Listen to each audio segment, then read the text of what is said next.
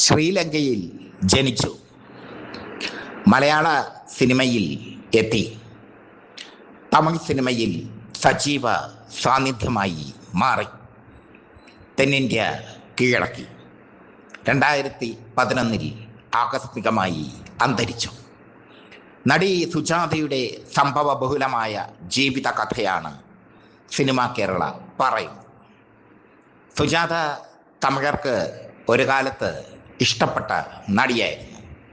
ഉയരമുള്ള, മെലിഞ്ഞ, നല്ല ശരീരവടിവുള്ള നടി. നന്നായി നൃത്തം ചെയ്യാൻ സുജാതയ്ക്ക് കഴിയുമായിരുന്നു.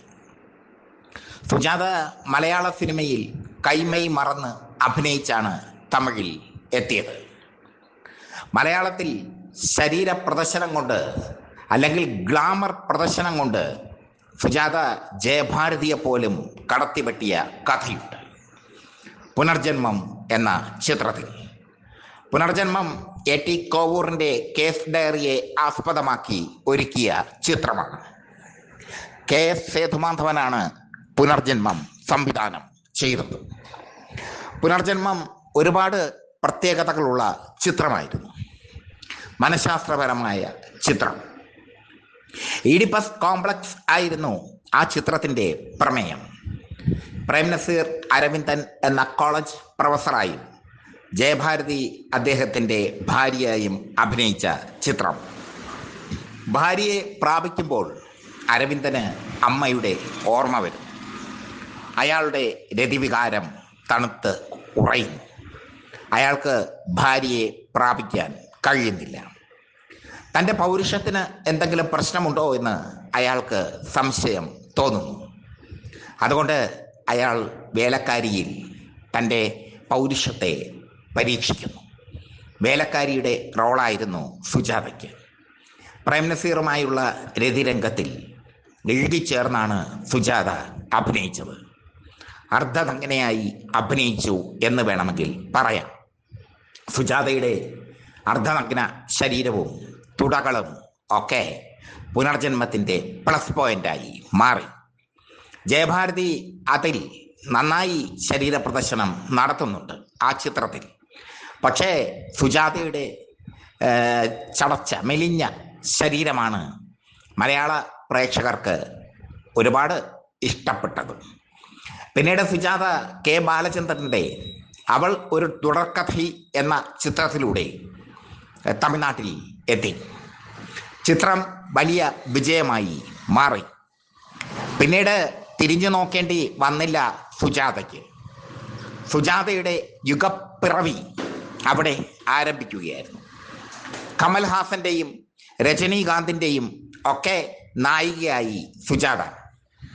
കമൽഹാസൻ, രജനീകാന്ത്, ശിവാജി ഗണേശൻ തുടങ്ങിയവരുടെയൊക്കെ നായികയായി സുജാത തമിഴിൽ വിലസി.